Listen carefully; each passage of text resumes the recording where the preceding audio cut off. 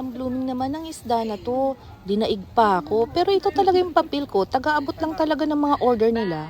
Pero pag-usapan natin ang realidad ng buhay bilang isang OFW at nalalayo sa kanilang pamilya. Pag nasa abroad ka, ang akala ng iba ay sarap buhay ka at wala ka ng problema. Ika nga nila, marami kang pera. Kita nyo naman, ayan o, kita nyo diba?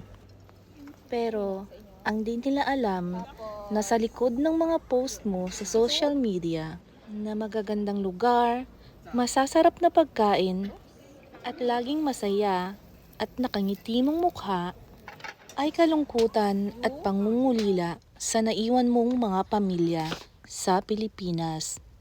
Dahil sa totoo lang, hindi naman sapat talaga ang pera kung malayo ka sa pamilya.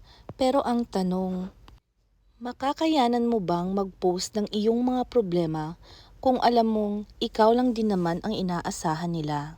Isang realidad na tinatanggap na lang ng mga OFW. Ito ang tanging nilang paraan para maibsan ang lungkot at pagod na dinaranas dito sa trabaho sa ibang bansa.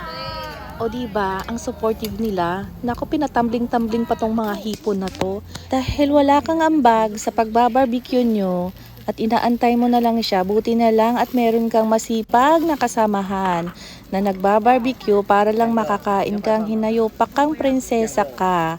Ayan pa at may pa-video-video ka pa ng mga kinakain at binabarbecue at wala ka naman talagang naiambag dyan. Meron naman pala, taga-buhat lang pala ako ng mga plato dyan, mga mi. Salamat!